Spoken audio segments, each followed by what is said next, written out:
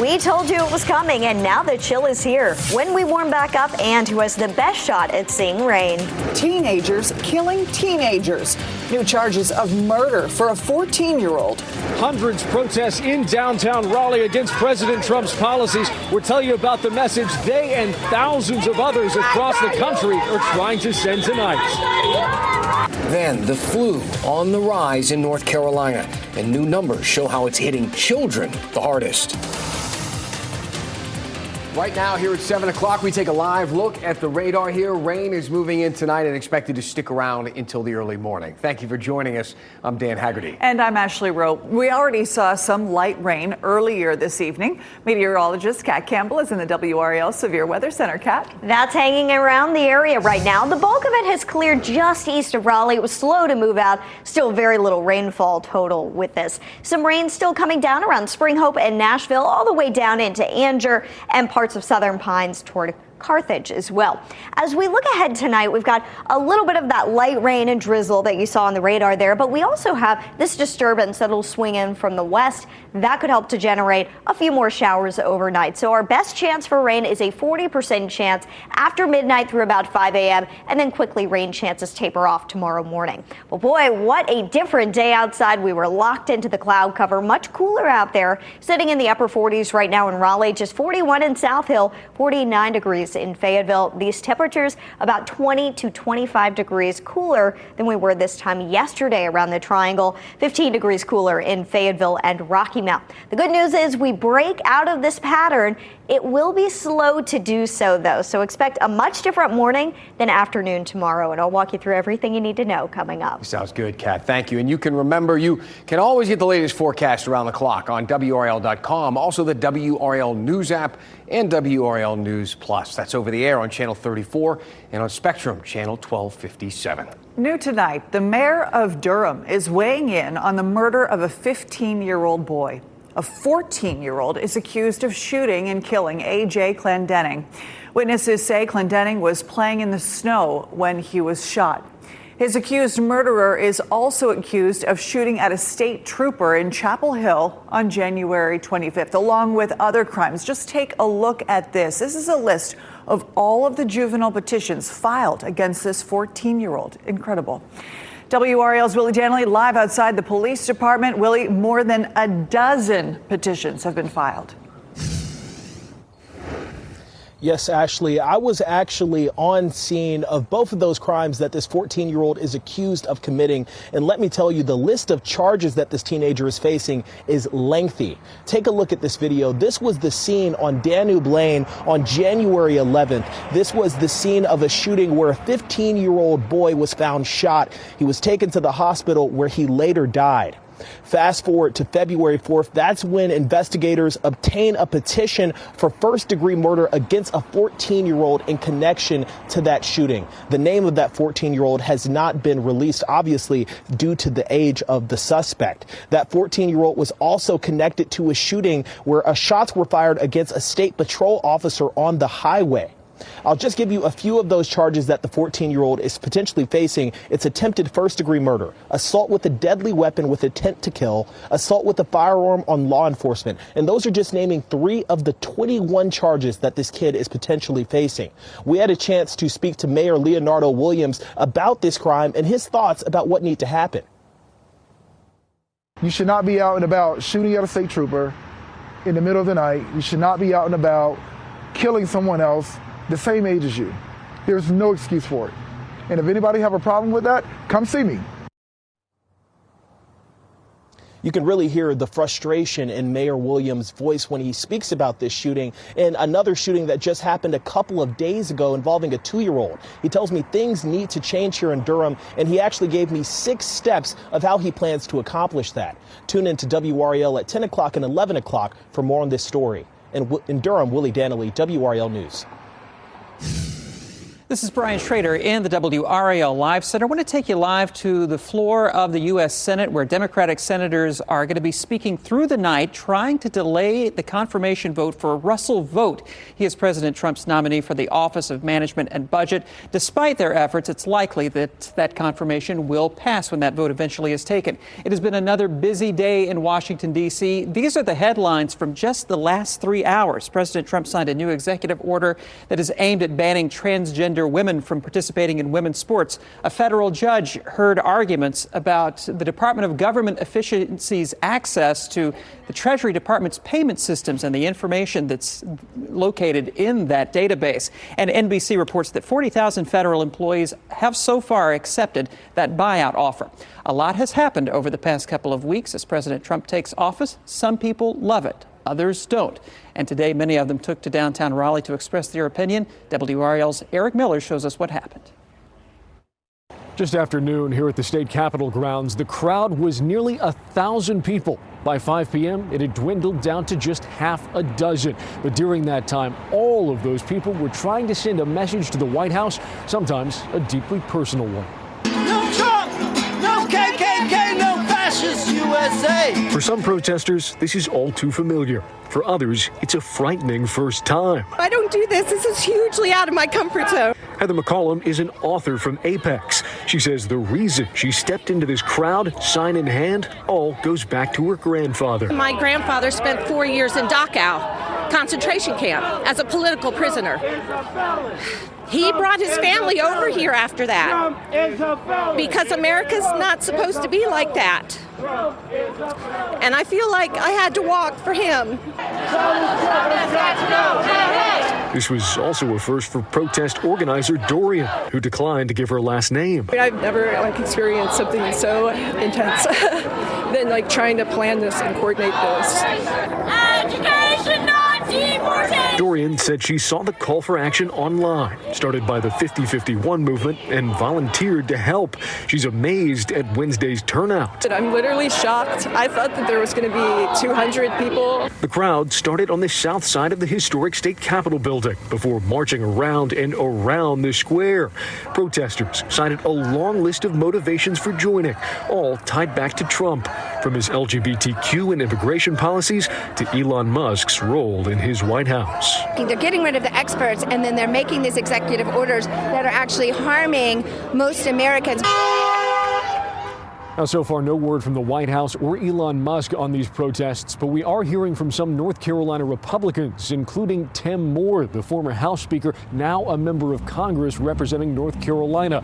Moore posting on X, these protesters had, quote, Trump derangement syndrome. That's a term often used online to poke fun at those who react negatively to the president's actions. In Raleigh, Eric Miller, WRAL News. Eric.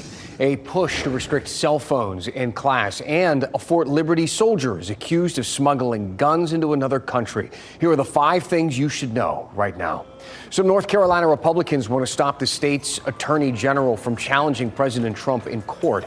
A bill filed in the state Senate today would prohibit Attorney General Jeff Jackson from suing over Trump's executive orders. It's the second time in 3 months that Republican lawmakers have gone after the attorney general's powers. The latest bill comes as Jackson is challenging Trump's order to freeze federal grants and end birthright citizenship. A new bill would require North Carolina school boards to ban cell phones during class. Senate Bill 55 would also require a consequence for students who don't follow those rules. Currently, most schools ban cell phones during class, but the rules and enforcement do vary from school to school. Many teachers say that they don't enforce them because it's too time-consuming and tiring to do so. Advocates for cell phone restrictions say they'll help children to focus and form better relationships. If this bill passes, it would go into effect next year. A student at a school in Franklin County was caught with a firearm on them. The principal of Bunn High School says this morning a student was searched after being pulled into the office for a disciplinary matter. That's when they found the firearm. The principal says the student will be disciplined and face charges from law enforcement. No evidence that the student intended to harm the school. A Fort Liberty soldier was sentenced to 5 years in prison for smuggling guns to Ghana. Kojo Darty was found guilty last spring. According to court records, he worked with another soldier at Fort Campbell to gather handguns and ammunition. Investigators say he packed the guns in blue transport barrels and shipped them to Ghana. Officials found the guns and reported them to the DEA. The death toll this flu season is rising. The state today reporting 51 more people have died from the flu, bringing the total so far this season to 117. Flu now makes up 11.8% of all emergency room visits, with nearly 1,500 patients being treated for the flu statewide. None of the deaths so far this year have been children, and the majority of deaths were in people over the age of 65. Demanding change. NC State students are pushing for more PCB testing on campus. Next, the message students are sending to the school tonight and how it could lead to change. And crime in schools. What a new report is telling us about incidents on North Carolina campuses.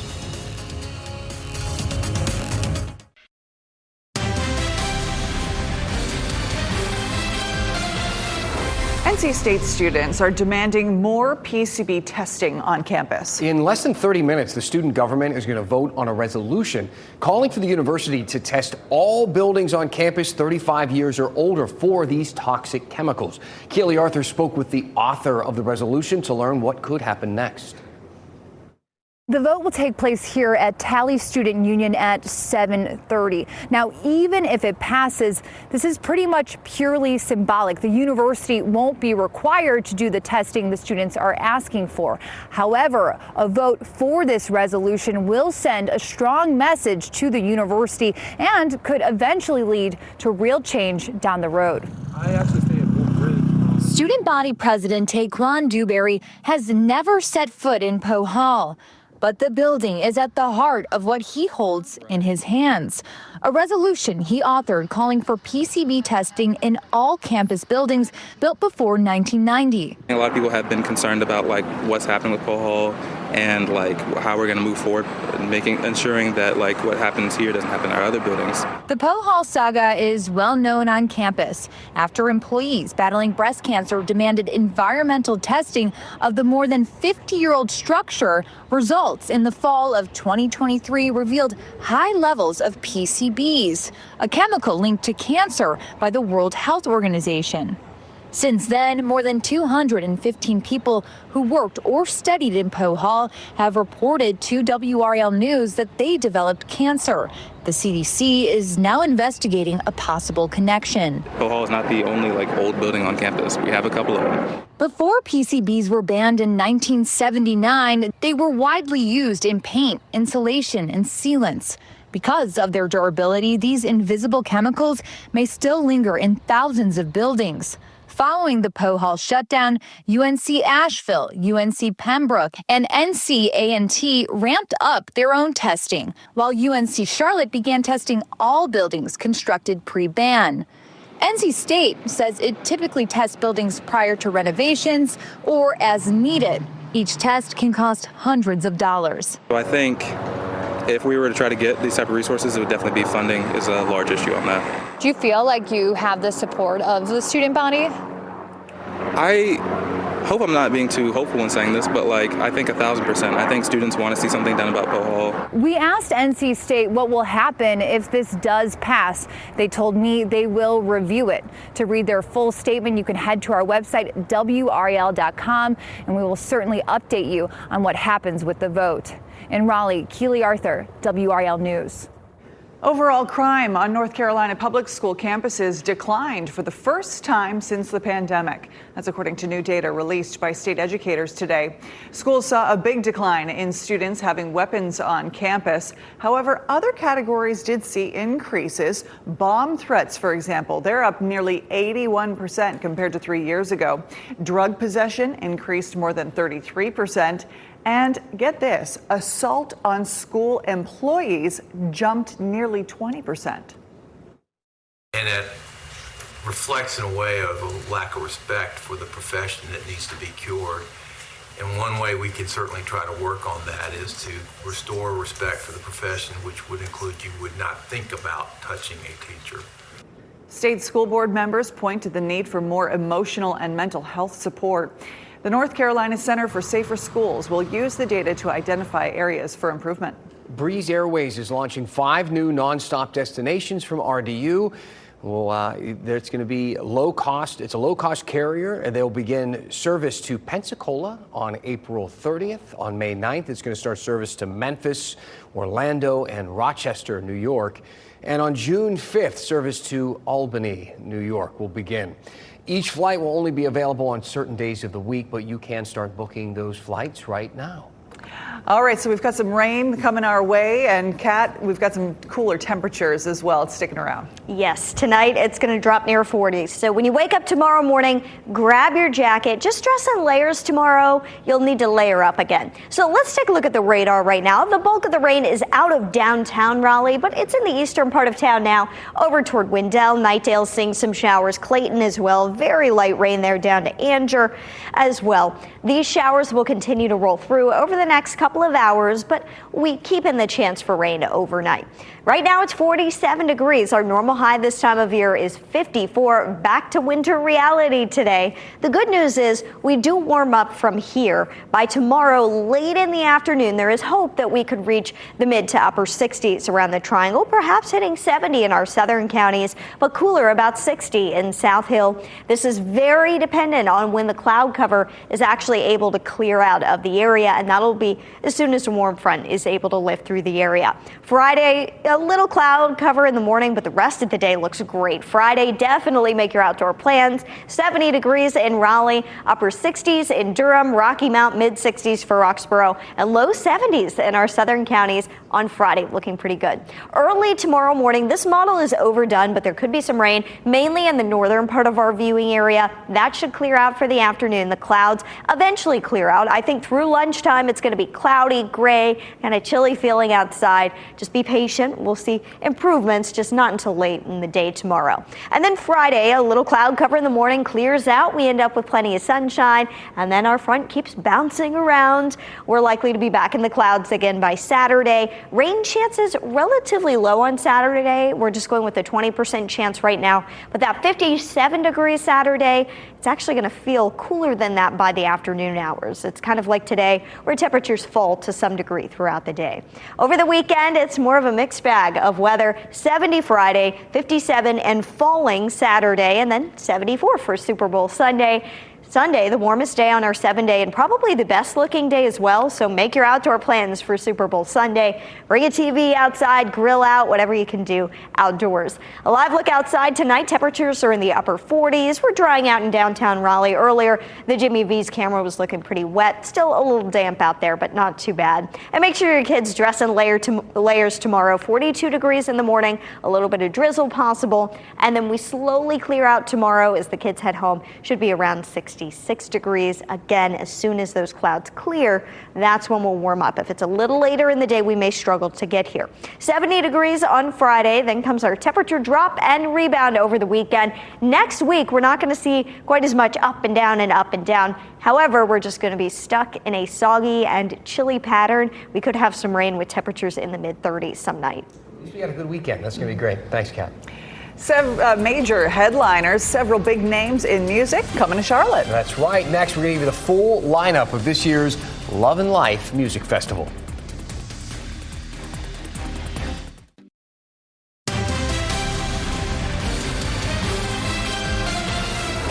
Well, 2025, here we go. Some people jokingly say January has been a long year. Well, it's February I'm ready to say sayonara. We can move on. Yeah. UNC, though, Chapel Hill, they did something pretty cool to spread some positivity. Yeah, they put a microphone on campus with a sign that said, "Tell us something good that happened today." And these are the responses from students.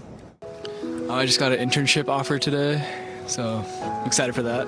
I was able to talk to my mom on the phone. I woke up on my first alarm. This morning, a great guy, Jeffrey, said hi to me in the gym. We had a great lift. Something good that happened to me today is that my dad sent me pictures of my cats. I just pet a dog. I'm about to go teach. Oh, that's so sweet. And I love that people stopped and did it. So it inspired us here at our WRAL. We're asking, tell us something good that happened today.